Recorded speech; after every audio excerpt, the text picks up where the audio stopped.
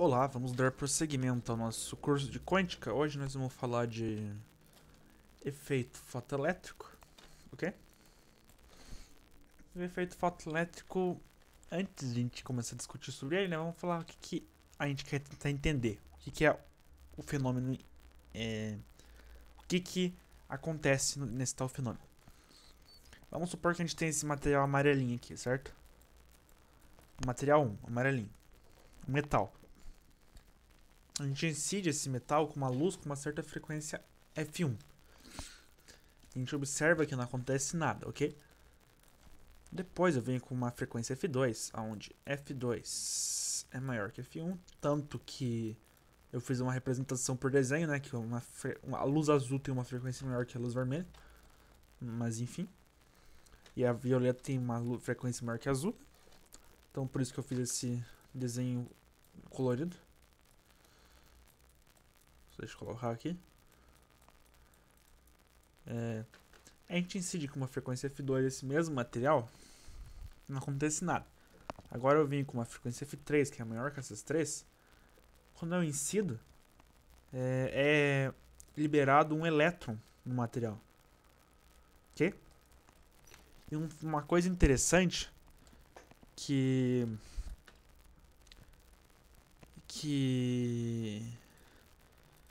não importa a amplitude desse campo elétrico, campo magnético, né? A amplitude dele, a intensidade do campo, da luz,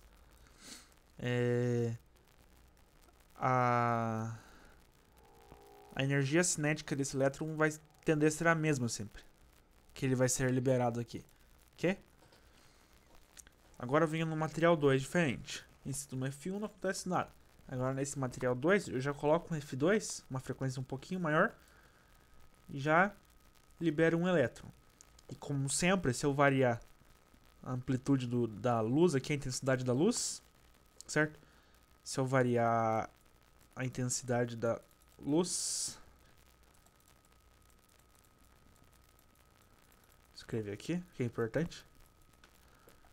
Se eu variar a intensidade da luz, nada acontece com o que está acontecendo, o que já estava acontecendo. Ou seja, vai continuar tendo esse mesmo elétron sendo liberado no material com a mesma energia cinética, ok? E se eu aumento um pouco essa frequência para essa frequência 3, que é maior que a 2, esse elétron é ejetado é liberado com uma energia cinética maior ainda, ok?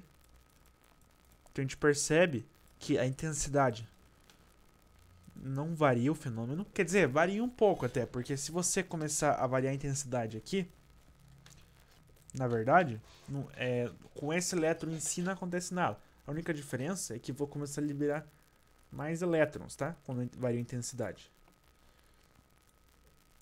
Só que todos com a mesma energia cinética, ok? E aqui também. Aqui, com uma frequência maior, eu vou liberar com mais energia cinética, certo? Essa aqui é a ideia do efeito fotoelétrico, ok? Então, quanto maior a frequência, maior a energia cinética que esse elétron é liberado do material. Porém, existe uma frequência de corte para que isso aconteça. Nesse caso aqui, nesse material é a frequência 3, a violeta. Nesse caso aqui, é a frequência 2, a de cor azul, ok? Então, para cada material existe uma frequência de corte para começar a liberar esse elétron. Só que a intensidade não muda a energia cinética desse elétron, ok? Apenas muda o número de elétrons que são ejetados. E devido a isso, não fazia sentido com a explicação do eletromagnetismo clássico esse fenômeno. Não fazia sentido, ninguém conseguia explicar pro eletromagnetismo clássico. Vou colocar aqui. Eletromagnetismo clássico. Não fazia sentido. Por que não fazia sentido? Porque se a gente pensar que a nossa luz é um campo elétrico, um campo magnético, eu estou chamando o campo magnético aqui de H, onde o H é o campo magnético B sobre o μ do meio, ok? A permissividade magnética. O H basicamente é o campo magnético que é gerado pelas correntes no meio, ok? E o campo B é o campo magnético resultante no meio, podemos dizer, ok? Mas beleza. Então eu posso escrever o meu E, se eu pensar que o meu eixo Y é aqui, o meu eixo X é aqui, o meu eixo Z é aqui, o meu é 0 seno de ômega t menos KY na direção K, ok? Porque ele está oscilando na direção Z. E o nosso H é um H0 seno de ômega t menos KY na direção I. Como esse meio aqui a densidade de carga é 0 e de corrente também é 0, ok? Então a gente sabe então que o campo elétrico e o campo magnético estão em fase, né? É o mesmo argumento aqui dentro. Dá pra mostrar, não vou mostrar aqui nesse vídeo, ok? Se alguém quiser eu posso mostrar em algum outro vídeo. Que a intensidade do campo magnético, ou seja, o que é intensidade? A intensidade é a potência por área, ok? Energia por tempo por área, pode ser também, né? Ou energia por tempo por área. É dado pelo produto vetorial entre o E e o H, ok? Então se eu fazer um produto vetorial entre esses dois, vai dar E0 vezes H0 vezes seno ao quadrado de ômega t menos KY na direção J, porque K vetorial I, K vetorial I da J, né? Na direção J. Ok. Então, essa aqui é a potência que está sendo transmitida pela onda através do tempo e do espaço, ok? Essa equação aqui nos diz isso. E é onde a gente sabe que a relação entre a amplitude de E e a amplitude de H é a impedância intrínseca do meio. Isso aqui tem unidade de ohms, ok? Impedância do meio. E isso aqui pode ser dado pela raiz da permissividade magnética pela permeabilidade elétrica, né? Do meio, ok? Então eu posso substituir esse H0 por... se eu isolar aqui o H0 aqui, certo? O H0 eu posso escrever como E0 por N, ok? Pela impedância intrínseca. Então eu posso substituir aqui, ó, por um E0 por N. Então fica um E0 quadrado por N. E se eu pegar o gráfico dessa equação, vai ser um cara que varia com seno ao quadrado. Então a potência que está sendo transmitida em um determinado ponto, ela varia com seno ao quadrado, certo? Ok? Se eu pegar o valor médio quadrático dessa equação, o valor médio quadrático,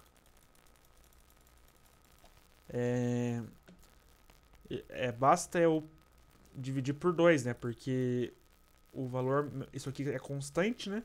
Então não importa. E o seno ao quadrado, o valor médio dele no tempo é meio, né? Isso aqui dá pra mostrar fazendo essa integral aqui, ó. Você pega aqui, raiz de 1 sobre 2π, integral de 0 a 2π, de seno quadrado de θ, ok? Se você faz isso aqui, você vai descobrir o valor meio. Não vou fazer aqui, tá? Só aqui dá o valor meio. Então, substituo. E a potência quadrática, que RMS, que é transmitida no meio, é E0 quadrado sobre N vezes o meio. Substitui todo esse cara por um meio. Beleza. Então daqui a gente tira que a energia então da onda ela é proporcional, okay, à amplitude ao quadrado do meio. Por isso que é meio estranho esse cara aqui, não faz sentido, porque como eu disse, se a energia ela depende de E quadrado, da amplitude ao quadrado da onda, e conforme eu vario a amplitude dela, eu não estou, na verdade, dando mais energia cinética pros elétrons, né? Eu estou simplesmente liberando mais elétrons com a mesma energia cinética, ok? Mas eu não consigo explicar. Tá, em questão de energia até que faz sentido, né? Liberar mais elétrons, mas ainda assim eu não consigo explicar porque conforme eu mudo a frequência, eu libero mais elétrons. Eu libero elétrons com mais energia cinética, com mais energia a eles. Eu não consigo explicar, porque a energia da onda não depende da frequência dela, ok? Isso é classicamente, ok? Daí que vem Einstein na jogada. Mas daí a gente pode aproximar a energia para a intensidade, né? Que a intensidade é isso aqui. Vezes o tempo, intervalo de tempo que a onda está inserindo ali, vezes a área, ok? Só que não é o que acontece. Não é o que o fenômeno não é simplesmente explicado por essa ideia aqui de energia da onda eletromagnética, ok? Então tem algo que a gente não está conseguindo entender aqui nesse fenômeno. Aqui que chega Einstein e dá uma sacada. Albert Einstein, ele vê o que o Planck fez lá no nosso último vídeo, né, da lei de Planck. Ele olha lá que o Planck falou que em cavidades a energia ela existe em pacotes, né, em pacotes quanta, onde a energia ela vai ser múltipla de HF. Então Planck disse isso, que a energia em cavidades ela tem que ser discreta e múltiplo de HFs, certo? E daí Einstein olhou para isso e falou, e ampliou esse conceito. Ele pensou, não é simplesmente em cavidades. Isso aqui é verdade em cavidades, porque lá dentro da cavidade, como a gente viu, tinha ondas eletromagnéticas, certo? Então Einstein ampliou. Isso aqui tem que valer para toda a onda eletromagnética. Mas como assim vale para toda a onda eletromagnética? Quer dizer que a nossa luz não é mais simplesmente uma onda. Agora a nossa luz é formada por partículas sem massa, ok? Porque a luz não tem massa, então tem que ser sem massa, chamada fóton. Que esses fótons são os quântons da luz, ok? Lá de Planck, a ideia de quantum, ok? É o quantum da luz. É o quantum da onda eletromagnética, ok? É onde esse fóton ele carrega energia. E essa energia é múltiplas de HF, ok? É HF, na verdade. Ok? HF. Cada fóton vai carregar uma energia HF, onde F é a frequência da luz e H é a constante de Planck, ok? Constante de Planck. E F é a frequência da luz. Então, a energia de um fóton ela tem que ser HF, ou também, né, se a gente substituir o F por C sobre lambda, H sobre C sobre lambda, né? Se for a luz, né, velocidade da luz, ok? Enfim, então essa aqui é a ideia. A luz é formada por partículas que carregam energia HF, certo? Então a ideia é a seguinte agora.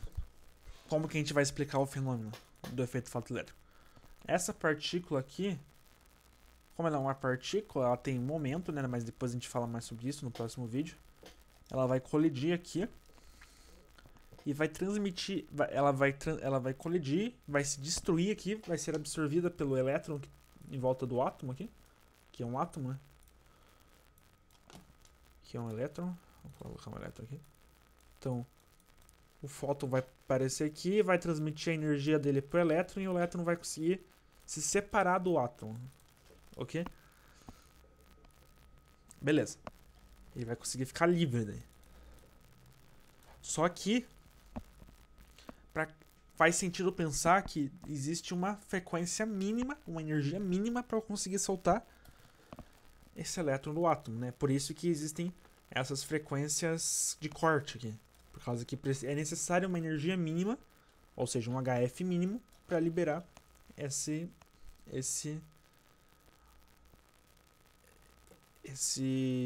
elétron, ok?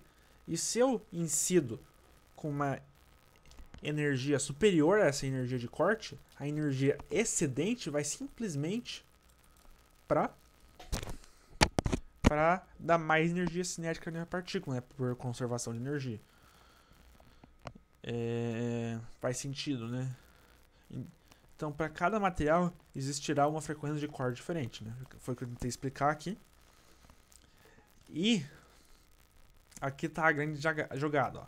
Quanto maior a frequência que eu incido, mais energia esse fóton tem, ok? Então, mais energia ele vai transmitir para o elétron, ok?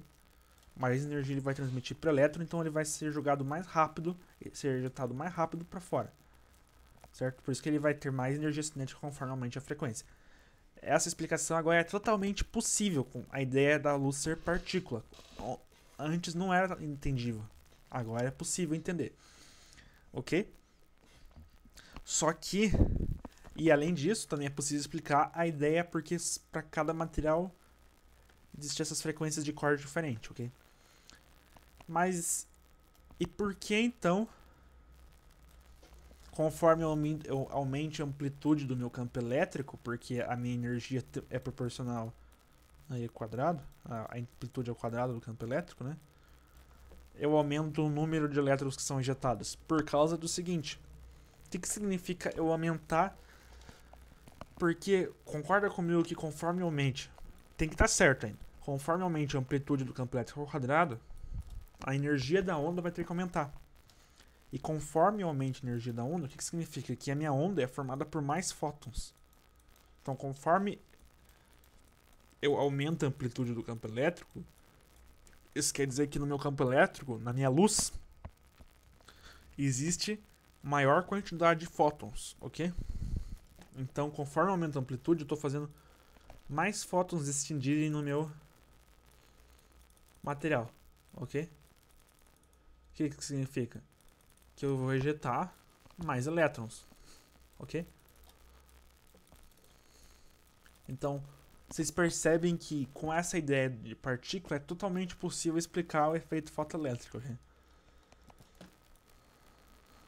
Beleza. É isso que eu queria mostrar. Então, por exemplo, se a gente supõe que a gente fixa a frequência, ok? Então, H, a energia da minha luz vai ter que ser um múltiplo inteiro de HF, ok? A energia da luz. Só que ela, ao mesmo tempo, ela é proporcional a E quadrado, ok? Isso eu quero mostrar aqui. Beleza?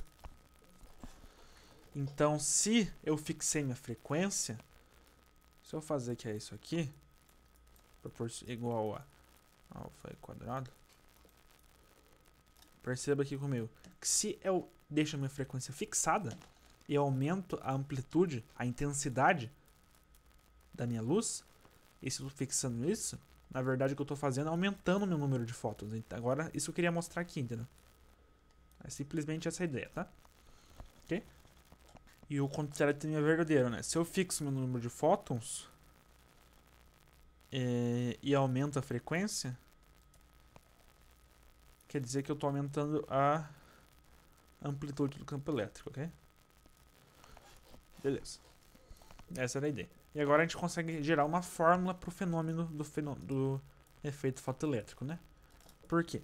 A energia do fóton que incide tem que ser igual ao quê? A energia cinética com que o elétron tem conservação de energia, né?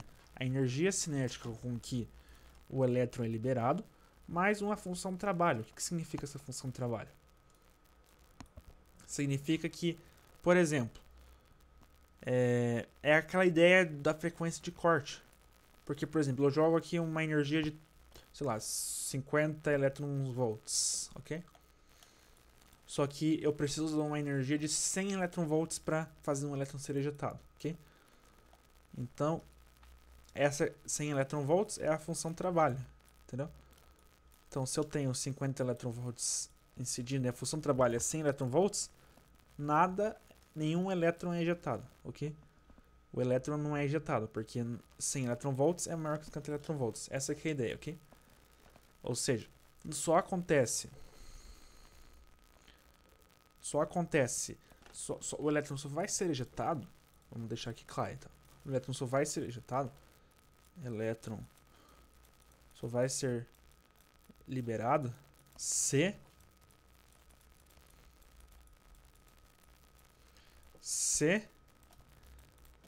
a energia do fóton incidente for maior ou igual, ou não, maior que igual não, né? É maior ou igual, exatamente, que a função de trabalho do material, onde a função de trabalho do material ela varia para cada material, ok?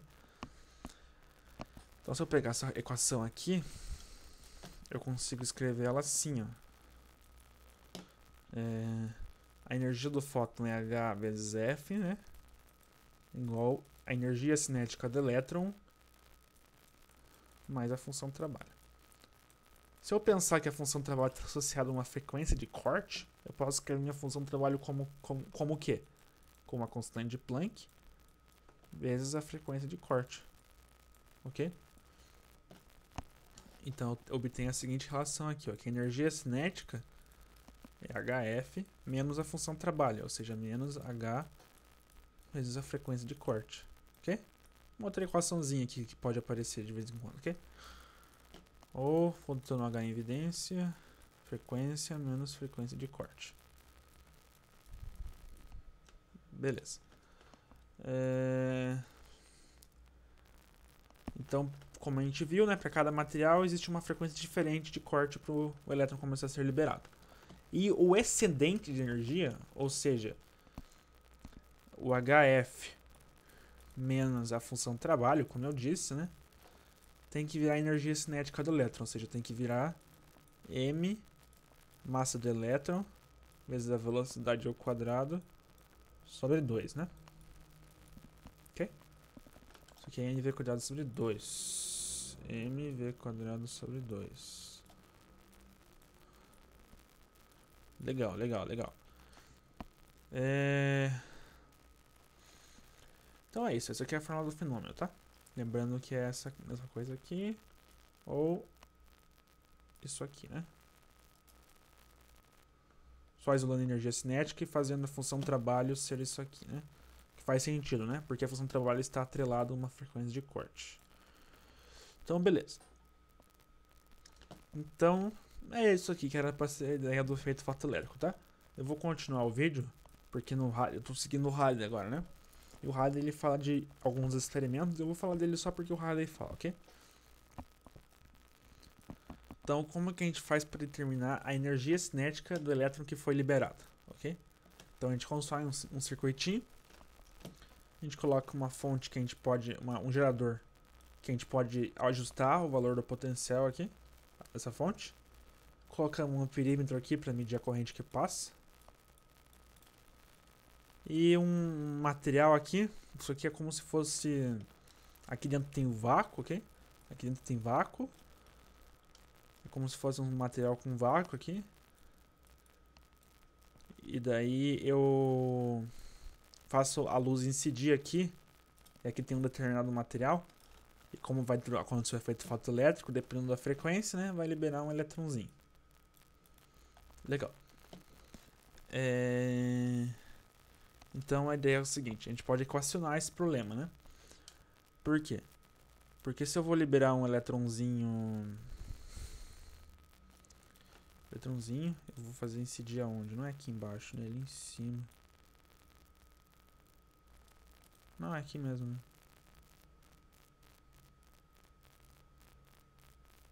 Tá. Porque, ó, eu vou fazer incidir vou fazer incidir aqui e eu vou liberar um elétron aqui, né? A tendência desse elétron é ficar aqui na parte positiva, né? Da fonte. Só que, dependendo da energia cinética que eu liberar nele, certo? Eu vou fazer ele tender a chegar aqui, né, no outro lado. E ele vai percorrer o circuito e vai ter corrente, né? Dependendo da energia cinética que ele obter aqui. Se ele obter energia cinética o suficiente para vencer esse potencial elétrico aqui, né? Ele vai gerar corrente no circuito. Então, para uma mesma frequência, né? Eu fixo a frequência agora. E eu faço aqui conservação de energia. Energia potencial elétrica nesse ponto do elétron, ou seja, o I, mais energia cinética inicial, tem que ser energia potencial final mais energia cinética final. Energia potencial elétrica é o potencial vezes a carga que está submetida a esse potencial, né? Ou seja, potencial inicial, que é esse aqui, o que está exatamente nesse ponto, vezes a carga elementar do elétron, mais energia cinética inicial é igual a o potencial final, que é aqui nesse ponto, né? Que eu vou analisar como que ele chega aqui no final desse material, do vácuo aqui, mais energia cinética final. Como eu posso definir valor, como o potencial depende de onde eu coloque o referencial zero, eu vou fazer que o referencial zero é exatamente aqui, ok? No V, então, o V final eu vou chamar de zero, ok? Então eu vou cortar esse cara aqui e eu vou isolar o KI, a energia cinética inicial, porque eu quero determinar quanto que é essa energia cinética inicial que o elétron está sendo injetado. Eu quero de alguma forma determinar essa energia cinética. Então vai ser energia cinética final menos velocidade inicial vezes o elétron. E perceba que quando o elétron conseguir chegar simplesmente chegar na iminência aqui de encostar aqui, ok? Mas ele não passar para cá, ele vai voltar para cá, né? Ok? Ele vai fazer assim e voltar. O que isso significa? Isso significa que ele não passou para cá e não vai ter corrente, né? Se a corrente é igual a zero, então eu posso determinar que quando a corrente é igual a zero, quando ela começar a ficar igual a zero, ok? A energia cinética final é igual a zero também, ok? Conservação de energia. Então eu pego o meu potencial, coloco ele um pouquinho mais alto que o normal e vou baixando. Vou baixando esse potencial até que o amperímetro marque zero. Quando esse amperímetro marcar zero, quer dizer que eu cheguei na tensão de corte, no potencial de corte desse circuito que não vai ter mais corrente. E eu determino então que a energia cinética final vai ser zero. E a energia cinética que o elétron está sendo emitido, na verdade, então, é simplesmente a carga elementar do elétron vezes a velocidade, o potencial de corte. Ou seja, eu consegui matematicamente,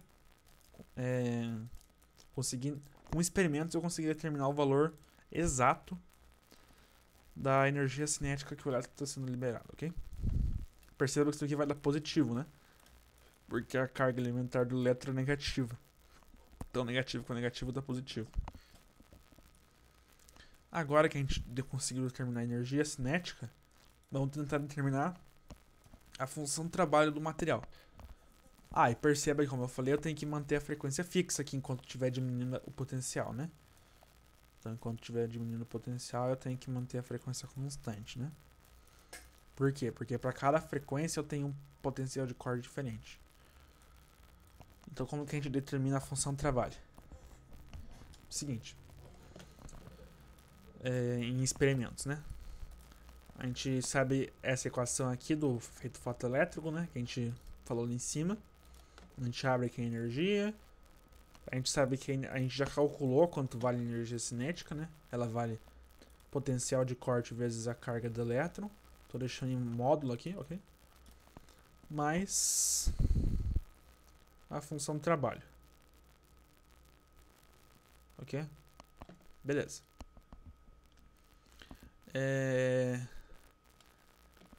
Isolando aqui a tensão de corte, eu obtenho essa seguinte expressão aqui, né?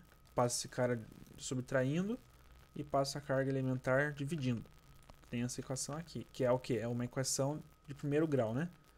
Onde esse cara aqui é o coeficiente angular, linear, não, angular, né? Coeficiente angular.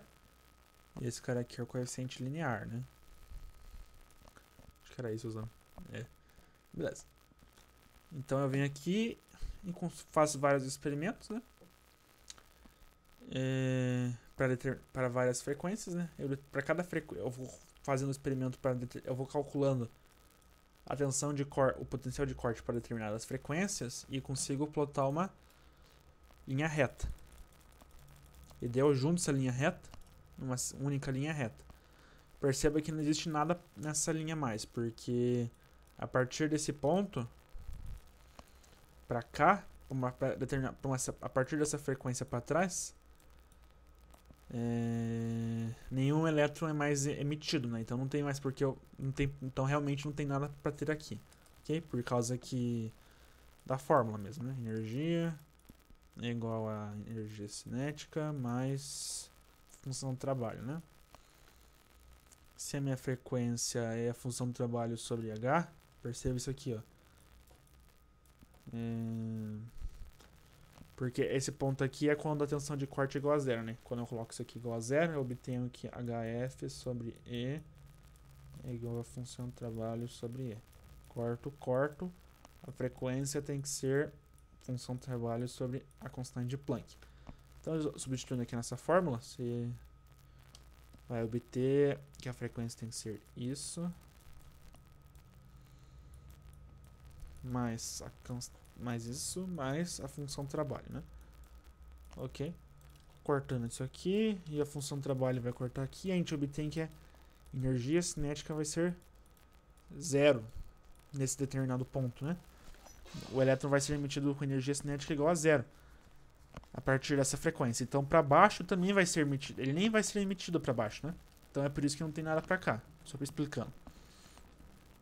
E daí eu faço. E daí o ponto que ele cortar o eixo da frequência no meu gráfico vai ser a função trabalho sobre a constante de Planck. Então, dessa forma que eu consigo calcular a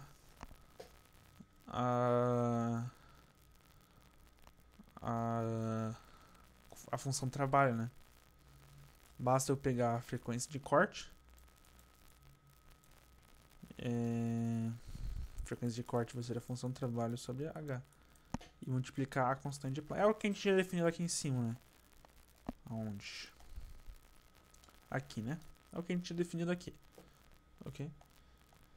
Mas enfim. É dessas maneiras que o livro... Que o livro fala dos experimentos, certo? Ah, e perceba também que para diferentes materiais o coeficiente angular é o mesmo, né? Porque o coeficiente angular vai ser sempre H, constante de Planck, sobre a carga do elétron, que são o mesmo para qualquer material. A única coisa que muda é o coeficiente linear. Por isso que o alfa aqui é o mesmo para os dois materiais, ok? Interessante isso aqui, né? Ou seja, aqui, ó. Isso aqui, ó. Ou seja, o alfa, ou a derivada da potencial de corte pela frequência, né, é constante para qualquer material. Enfim, esse foi o vídeo. Espero que depois de ter entendido aqui o efeito fotoelétrico. A principal parte foi até o efeito fotoelétrico, né? Os experimentos ali nem são tão importantes assim. Espero que tenham gostado e até o próximo vídeo. Qualquer dúvida, deixe nos comentários.